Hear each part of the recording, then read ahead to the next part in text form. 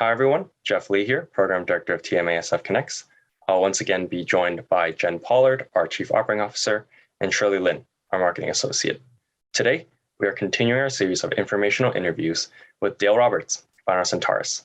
As a disclaimer, please note that Centarus is a partner and the IT team of TMASF Connects.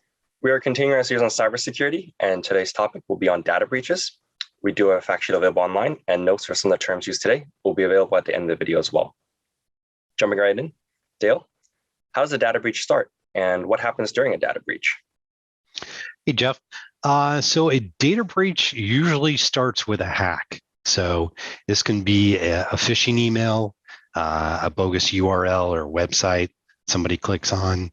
It can be a port scan on your network, IP address, your website, to find any particular open ports, even a port scan on your computer. In terms of what happens, it really depends on the intent or the bad actor or the hacker. So they may have a specific intent to obtain a ransom. A lot of times you'll see where files are encrypted, and then you'll see a little text file in the same directory. I want to be paid X amount in Bitcoin, email this address. There may also be an intent to install malware on your system to create to add into what they call botnet, which is a massive network of infiltrated systems that are controlled by a command and control server, which can be a server overseas, which uses your system as like a relay system. So intended for spam. So it may be 100 systems, for example, in a botnet, or even 1,000. If one system is shut down or the malware is detected and clean up, it's not going to affect the botnet. That spam mechanism is just going to keep going.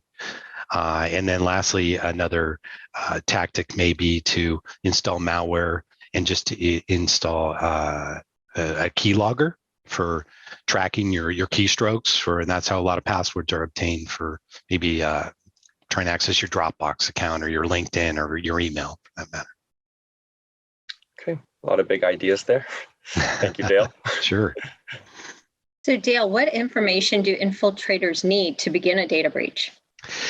So not a lot of information. Usually just your website is all that's required, your email address. It's pretty easy to find your email if somebody knows your URL or your website.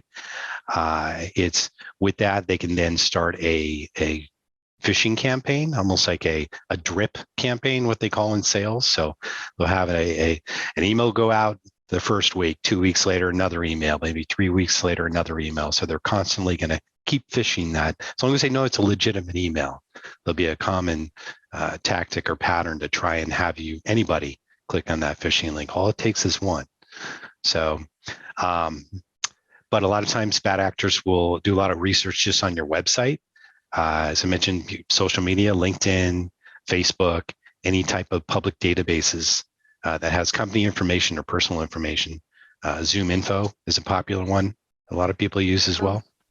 So question's always going to be, where can I gather as much information on this particular target that I'm trying to hack? Okay, thank you. Sure. And Dale, is there any telltale sign that our information was being breached? The best answer to that, I think, is sometimes. It is possible that you may notice some slowness in your system.